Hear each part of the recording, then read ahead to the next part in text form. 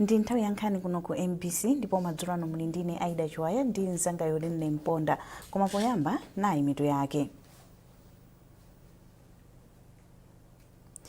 Nduna yakale ya zachuma a Joseph Mwanamveka komanso anthu ena anayi awazenga milandu isanu pa nkhani yosokoneza ndalama zoposa 400 billion kwacha ku kampani ya Salima Sugar. Yemwe amayankhulapo pa nkhani za ndale ndi ulamuliro wabwino Atiani Nyirenda wapempha anthu mdziko muno kuti azilemekeza maganizo ena pomwe tili mu dziko la demokrasi. Ndipo mu nkhani za masewero, mphunzitsi watsopano wa timu ya FCB Nyasa Big Bullets Peter Mponda wati akukhulupirira kuti akwanitsa kupitiliza ntchito yomwe anayisiya mphunzitsi wakale wa timuyi Kalisto Pasuwa.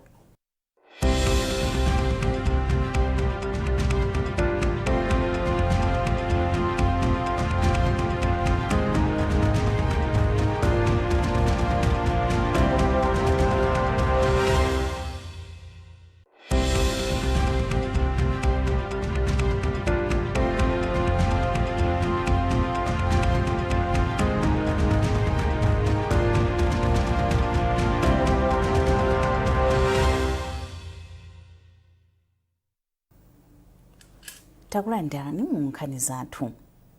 Mkulu ofalitsa nkhani za polisi mdziko muno Peter Kalaya ati nduna ya zachuma yakale a Joseph Mwanamveka komanso anthu ena anayi awazenga milandu isanu kuphatikizapo kubwereketsa ndalama za boma popanda chilolezo pa nkhani yosokoneza ndalama zoposa 400 billion kwacha ku kampani ya Salima Sugar.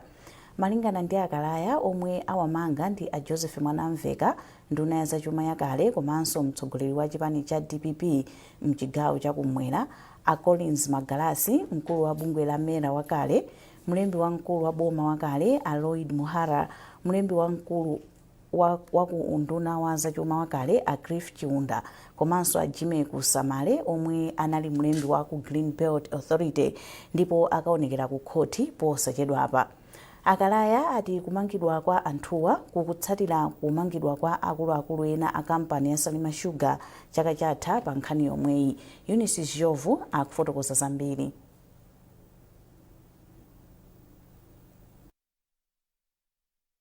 Phungu wa nyumba ya malamulo kumwera chakumvuma kwa Blantyre Asami Sulemani akuyembekezeka kugona mchitokosi cha polisi atazipereka ku polisi ya Blantyre masanawa. Izi zikutsatira chikalata chomumanga pa zifukwa zomwe adauza atolankhani kuti anthu ena akufuna kumupha chifukwa chakusiyana maganizo pandale. Wachiwiri kwa mneneri wa polisi mdziko muno Harry Namwaza wauza MBC kuti Sulemani adadzipereka lolemba masana. Eunice Jovu analankhula ndi Anamwaza. Nditsimikize kuti Honorable Sime Suleiman ali m'manja mwathu. Izi zikutsatira langizo la court limene linatipempha kuti tiwamange pali nkhani imene akwena kuti akayankhe ku kotiko. Ndi monga mudziwa kuti ife ngati apolisi timayenera kulemekeza zigamulo za mabwalo komanso zimene akoti atilamula kuti tikhoza kupanga. Koma ndinenenso kunena kuti olemekezeka Sami Suleiman akadzipereka okha ku Blantyre Police Station.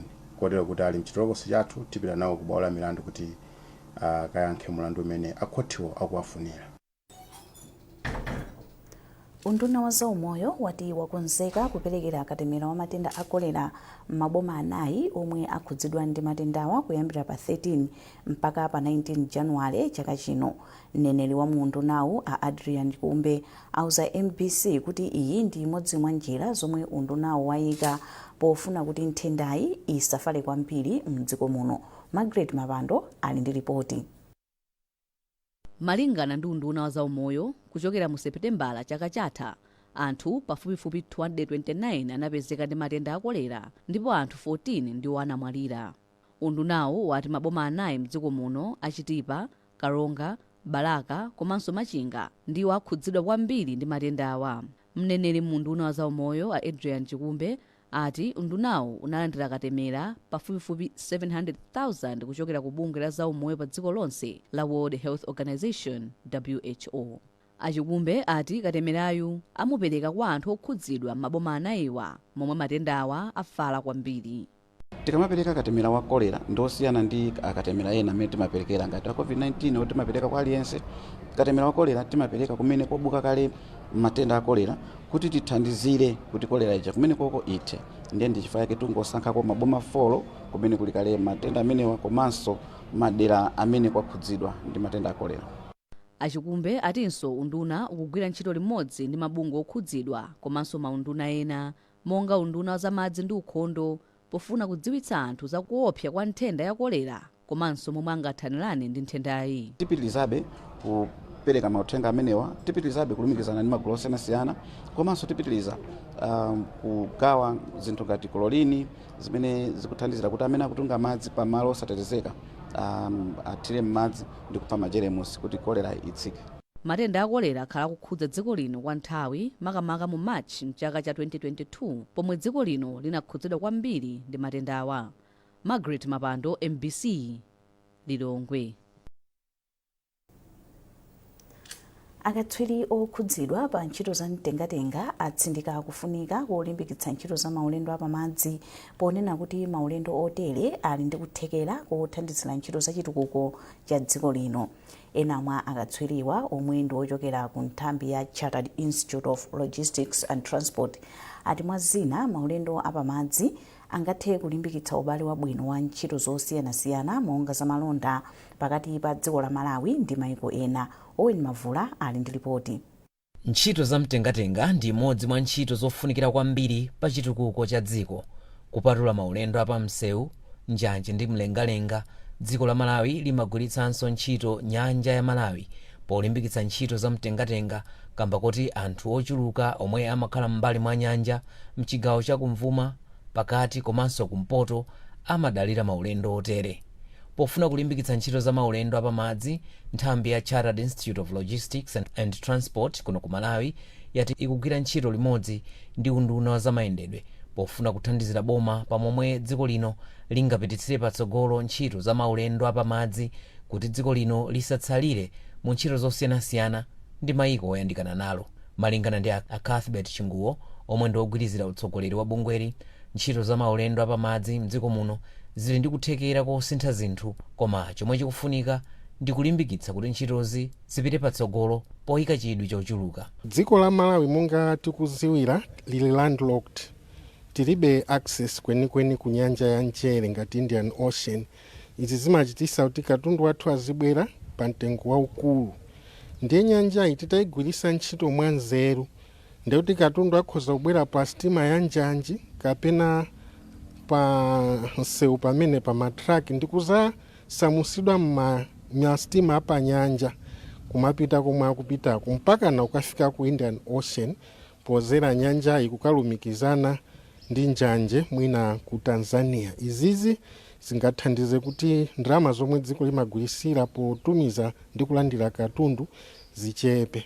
Mmodzi mwa akatswiri osula ophunzira pa phunziro lokhudza ntchito za mtengatenga mdziko muno, Peter Chiumbuzo, akuthiraponso ndemanga pa nkhani yolimbikitsa ntchito za maulendo osiyanasiyana kuphatikizapo maulendo apamadzi. Tikamaphunzisa timangana magawo kwambiri, magawo 4: maulendo apanyanja, maulendo apandege, maulendo apa stima zapantunda izi, komanso maulendo amlengalenga. Nawo tikafanizira ndi zimene dziko lili nalo muona kuti nzosakwanira, sizingatenge wina aliyense.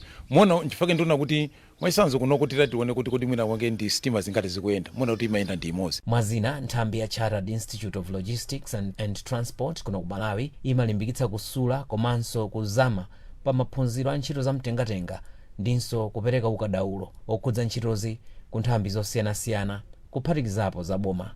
Owen Mavula, MBC, Mangochi. Bungwe la Malawi Energy Regulatory Authority latseka malo omwetsera mafuta a galimoto a Nchewu Puma Filling Station chifukwa chophwanya lamulo lomwe limaletsa kugulitsa mafuta mzigubu. Izi zikudza patatha pafupifupi mwezi umodzi bungweli litatsekanso malo ena atatu ku Lilongwe ndi Kasungu kamba ka mchitidwe onga omwewu.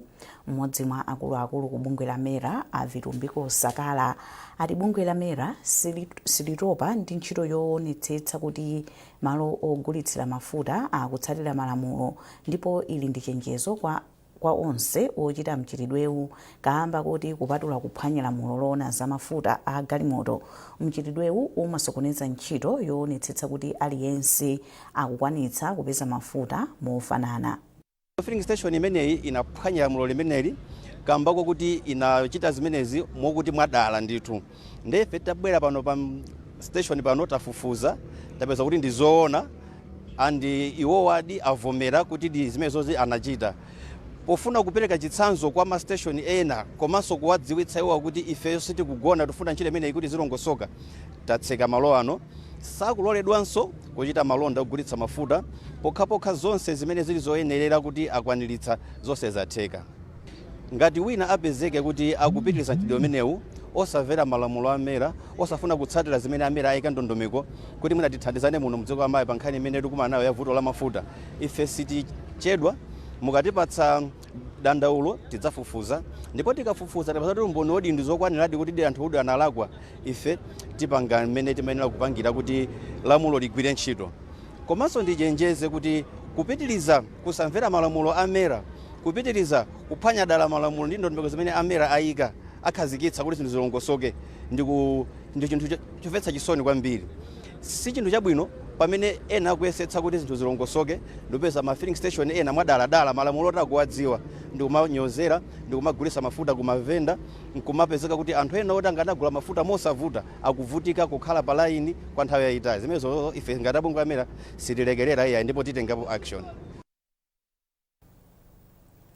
Mukuonera nkhanizi kuchokera kuno ku MBC ndipo madzulo ano muli ndine Aida Chiwaya ndi mnzanga Yudine Mponda. Tionenso mitu yake. Nduna yakale ya zachuma a Joseph Mwanamveka komanso anthu ena anayi awazenga milandu isanu pa nkhani yosokoneza ndalama zoposa 400 billion kwacha ku kampani ya Salima Sugar. Yemwe amayankhulapo pa nkhani za ndale ndi ulamuliro wabwino Atiani Nyirenda wapempha anthu mdziko muno kuti azilemekeza maganizo a ena pomwe tili mu dziko la democracy. Ndipo mu nkhani za masewero mphunzitsi watsopano wa timu ya FCB Nyasa Big Bullets Peter Mponda wati akukhulupirira kuti akwanitsa kupitiriza ntchito yomwe anasiya mphunzitsi wakale wa timuyi Kalisto Pasuwa.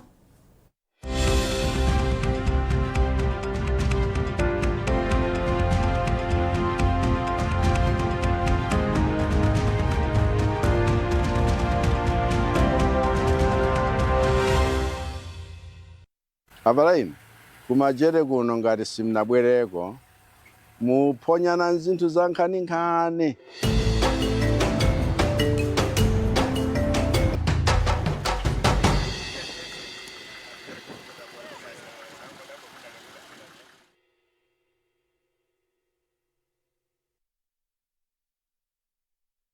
Do you love food? And then suddenly felt the burn? Don't let heartburn or indigestion ruin your meal. Try Tummy Sid. It gets to work fast to stop acids. Tummy Sid. Fast, soothing relief from heartburn.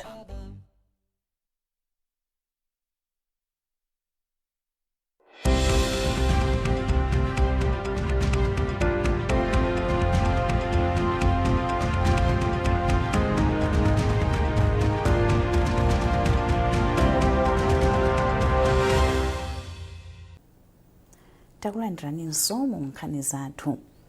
Tibwerere ku nkhani yathu yayikulu lero yomwe ikuti mkulu ofalitsa nkhani za polisi mdziko muno apita kalaya ati nduna ya zachuma yakale a Joseph Mwanamveka komanso anthu ena anayi awazenga milandu isanu kuphatikizapo kubwereketsa ndalama za boma popanda chilolezo pa nkhani yosokoneza ndalama zoposa 400 billion kwacha ku kampani ya Salima Sugar.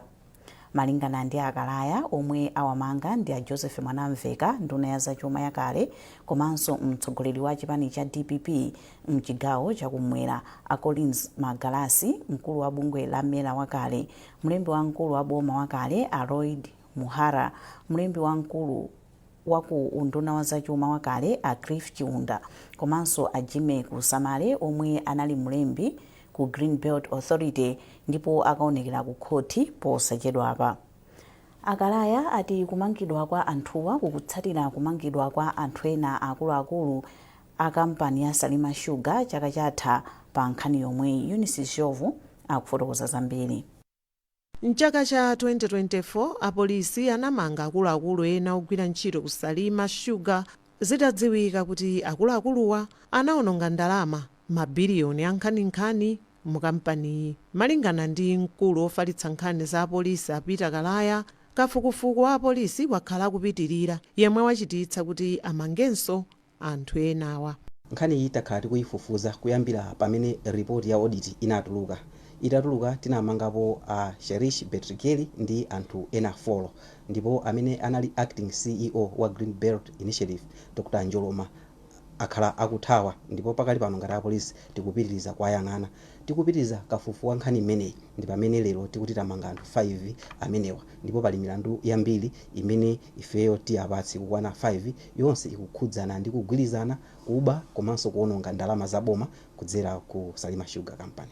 Titawafunsa kuti nchifukwa chani patenga nthawi kuti a Joseph Mwanamveka komanso ena patenge nthawi yayitali kuti awamange, iwo anati ndalama zomwe zinasowa ku kampani ndi zochuluka kupitirira 400 biliyoni kwacha, ndipo sikunali kophweka kuti apeze anthu onse omwe akukhudzidwa ndi ndalama zochuluka chotere pakamodzi. Iwo anati kumangidwa kwa anthuwa sikukukhudzana ndi ndale kamba kokuti akungogwira ntchito molingana ndi momwe kafukufuku wa zachuma anapezera. Tinene motsindika pano ngati apolisi kuti kuwamanga tamanga anthu 5 awa kukutsatira kafukufuku amene takhala tikuchita, ndipo ndi nkhani zoti sizikukhudzana ndi ndale komano ndalama zaboma zimene zinaonongedwa. Ife ntchito yathu ndikungofufuza monga mmene mphamvu malamulo amatipatsira mphamvu kuti tifufuze, ndipo tipitiriza kugwira ntchito imeneyi kotsatira tipitiriza kugwira ntchito imeneyi kugwirira Amalawi monga mmene malamulo amatipatsira mphamvu. Pakadali pano anthu atsanuwa awazenga milandu 5 kuphatikizapo kukhala ndi ndalama zochuluka kwambiri, money laundering, kubwereketsa ndalama zaboma popanda chilolezo, komanso kukambirana kubwereketsa ndalama popanda chilolezo cha nyumba ya malamulo. Mwazina akuluakuluwa akaonekera ku bwalo la milandu posachedwapa. Ndina Eunice Jovu kuchokera ku Lilongwe. Yemwe amayankhulapo pa nkhani za ndale ndi ulamuliro wabwino Tiani Nyirenda wapempha anthu mdziko muno kuti azilemekeza maganizo a ena pomwe tili mu dziko la demokrasi. Anyirenda anena izi potsatira zomwe wadandaula mkulu wa nyumba youlutsa mawu ya MBC a George Kasakula ponena kuti anthu ena a chipani cha DPP amawaopseza potsatira mawu omwe ananena mu pologalamu ina yotchedwa Timvetse yomwe imauluka pa MBC. Mmodzi mwa alimi achinyamata yemwe ndi mwini wake wa Rose Farms a Rose Chisowa walangiza amayi komanso achinyamata kuti azitenga ulimi ngati bizinesi. Achisowa ati ulimi umafunika chidwi kuti munthu apambane osati chifukwa chosowa chochita chabe. Mtolankhani wathu Austin Fukula akufotokoza zambiri mu ripoti ili. Achisowa omwe ndi mayi wa zaka 42 panopa atapeza digiri ya sukulu ya ukachenjede mu 2008 kuchokera ku sukulu ya Pole yomwe pano ndi Mubasi, anagwira ntchito malo angapo kwa zaka zosakwana zisanu. Komatu kugwira ntchito yolembedwa akuti sinali mbali yawo kamba kuti khumbo lawo linali kuchita ulimi wosiyanasiyana wa mbewu komanso ziweto monga nkhumba komanso nkhuku. Ndapindulako ndithu ndayendako countries osiyanasiyana, tapitako ku China, tapitako ku America, tapitako ku South Africa, tamangako nyumba pafamu, tagula malo ochuluka ndithu mmene ndipanga ulimi osiyanasiyana, tagulako galimoto, tamanga mpanda, ndi zina zimene ndapeza kuchokera mu ulimi. Panopa Achisowa ali ndi malingaliro oti amange malo omwe anthu, mabungwe ndi makampani amatumiza aziphunzirirapo. Iwo ati mulimi muli ndalama koma umadana ndi alimi aphuma ofuna phindu la pompopompo.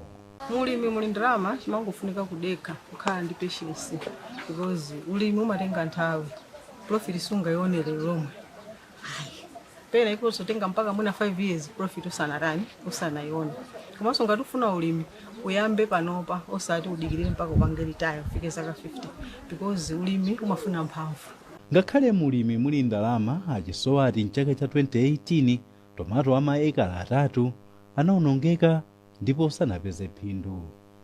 Ndipo mu 2020 nkhuku pafupifupi 600 zinagwidwa ndi matenda komatu sizinabwezerese mbuyo pa ulimi wawo.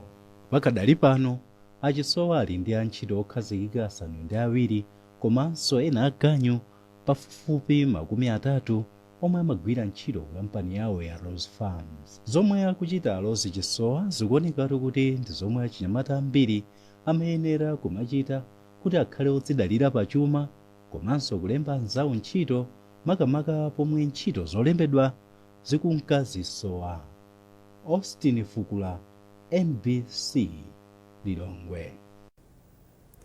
Tibwererenso ku nkhani yathu ya yemwe amalankhulapo pa nkhani za ndale ndi ulamuliro wabwino Tiyani Nyirenda wapempha anthu mdziko muno kuti azilemekeza maganizo aena pomwe tili mu dziko la demokrasi. Anyirenda anena izi potsatira zomwe wadandaula mkulu wa nyumba yowulutsa mawu ya MBC a George Kasakula ponena kuti anthu ena a chipani cha DPP amawaopseza potsatira mawu omwe ananena mu pologalamu ina yotchedwa Timvetse yomwe imauluka pa MBC. Charles Pensulo wafika ndi ripoti ili. Lachinayi sabata yatha mu pologalamu ina ya pa MBC yomwe imakamba nkhani zosiyanasiyana zokhudza dziko lino anakambapo zopempha anthu andale kuti azilankhula mawu abwino amene sangabweretse chisokonezo maka pamene akuchitisa misonkhano yawo ya ndale. Mu pologalamuyo Akasakula omwe ndi mmodzi mwa anthu omwe amapanga nawo pologalamuyo ananena kuti dziko lino likufunika atsogoleri anyonga kuti lipite patsogolo pa chitukuko. Iwo anati izi ndi zosiyana ndi zomwe akuchita mtsogoleri wa chipani cha DPP Professor Arthur Peter Mutharika yemwe anati akufunika kupuma ndi kulingalira bwino za thanzi lake osati ntchito yotsogolera dziko kamba kuti ndi wamkulu. Akasakula anapemphanso mtsogoleri wa chinyamata mchipani cha DPP Norman Chisale kuti apewe mchitidwe oopseza anthu nthawi zonse akamachitisa misonkhano ya ndale. Mawuwa sanasangalatse anthu ena osatira chipani cha DPP kuphatikizapo Achisale komanso wachiwiri kwa mtsogoleri wa chipani cha DPP chigawo cha kumpoto a Jape Muhango omwe anayamba kuimbira lamya Akasakula kuti athana nawo. Ndipo m'mawu awo Akasakula avomera kuti anaopsezedwadi. Ndramese chokera kwa akuluakulu a chipani cha DPP Honorable Jape Muhango amene wachiri kwa vice president wa president wa chipani even so Norman Chisale amene ndi mtsogoleri wa chinyamata kundiopseza Muhango for example kumaliopseza kuti ku parliament MPC tikaipa sawa wanukwacha chifukwa zimene upangazo Chisale ndi amaningalipira ngati ndine mwana wawo onishauta kuti zimene upanga tikuziwa mavideo tinawo ndi tidzaona. Wailesi ya MBC inayetsera kuti yankhule ndi Achisale komanso Muhango koma izi sizinatheke kamba kuti lamya zawo zimangoyitana. Pakadali pano katswiri yemwe amayankhulapo pa nkhani za ndale mdziko muno komanso ulamuliro wabwino Tiyani Nyirenda anati ino si nthawi yopsinja ufulu wa anthu pomaopsezana kamba kuti dziko lino likutsatira mfundo za demokrasi. Pamenepa Anyirenda anati ngati wina akuona kuti sizinamukhalire bwino akuyenera kupeza njira zabwino osati kuopseza ena. Ndizomvetsa chisoni kuti siku la lero munthu akayankhula maganizo ake wina akazimuimbira foni kumamuopseza. Panopo mu demokrasi iwo zipani zina zimene zinapangisa kuti tikhale mu demokrasi zimayenera kuti zizionesesa kuti tisabwererenso kumbuyo kumene kuja. Anthu amene ndi makasodi a demokrasi mwina opposition parties and right iwo akamafika kuti pasoti maopseza munthu kuti asayankhule zamu maganizo mwake kapena kupereka information yoyenera kwa Amalawi. Komanso zimene ziyankhulidwazo Amalawi ndi ufulu wawo woti aziziwe ndi kuzimva ndi kuzimvetsetsa mwatsatanetsatane. Anthu osiyanasiyana akhala akumema anthu mdziko muno komanso anthu ena andale kuti azichita ndale zomanga osati zoyambisa kugawikana kapena kukangana pomwe dziko lino likuyembekezeka kuchitisa chisankho chaka chino. Charles Pensulo, MBC, Blantyre. bungwe la Malawi Network of Older Persons Organizations manepo lati ndilokhudzidwa ndi kuchuluka kwa nkhanza zomwe achikulire akukumana nazo mdziko muno kuphatikizapo kuwaganizira kuti ndi mfiti. Mkulu wa bungweli a Andrew Kavala amathirirapo ndemanga pa nkhanza zomwe zachitikira mayi Mele Line azaka 87 a m'mudzi mwa Matewere TA Juma m'boma la Mulanje pomwe awanamizira kuti amamanga mvula. Mchikalata chomwe atulutsa a bungwe la manepo apempha apolisi kuti afufuze nkhaniyi ndi kumanga onse okhudzidwa. Iwo akuyankhula ndi Grant Muhango. Ngati bungwe ndife okhumudwa ndi mchitidwe umene wachitika ku Mulanje pamene mzimayi wina wachikulire Mele Line wavulazidwa kwambiri pomuganizira kuti akumanga mvula. Ngati bungwe tikudzudzula mchitidwe oyipawu ndipo tikupempha a Malawi Police Service kuti achite kafukufuku wawo mwansanga ndipo amene akuwaganizira kuti apanga zimenezi akaonekere ku makhoti athu ndi kuzengedwa mulandu oyenerera. Ngati bungwe sititopa popitiriza kumenyerera ufulu wa anthu achikulire kuno ku Malawi kuti Malawi wina aliyense asakhale wacheucheu wa mantha mdziko lake lomwe. Munkhani za masewero. Mphunzitsi watsopano wa timu ya FCB Nyasa Big Bullets Peter Mponda wati akukhulupirira kuti akwanitsa kupitiriza ntchito yomwe anasiya mphunzitsi wakale wa timuyi Calisto Pasuwa. Mponda wanena izi lero pamene anamuonetsa kwa olemba nkhani ku maofesi a timuyi mu mzinda wa Blantyre. Iye wasaina mgwirizano wa zaka zitatu ndi timuyi atasiya ntchito ku timu ya Silver Strikers. Masikasika kuti tikapeze wina wotikochi amene angakhale ndi kumvetsetsa kudziwa kumene timu yathu imafunira kusewerera ndi mmene timu yathu imayenera kupangidwa manage. Titakhala kuunika ife tinapeza kochi Peter Mponda amene si mulendo ku timu yathu agwirapo ntchito ku timu ino ambiri mukudziwa mbiri yawo ngati player ngati kochi anagwiraso ntchito ndi kochi amene wakupita kochi Calisto Pasuwa. Ndizoona kunena kuti sabata zimene anasiya kochi Pasuwa ndizazikulu kunena kuti munthu mvalemo kwamene anena kale kunena kuti ni chikhulupiriro changa ndi kumbukumbu langa kunena kuti zikosati kuvalidwa sabata zonse zinakhala kunena kuti singakwanisi sibasi nditavomera. I was very comfortable with Silver Strikers. Ndipo pomaliza nkhanizi nayinso mitu yake.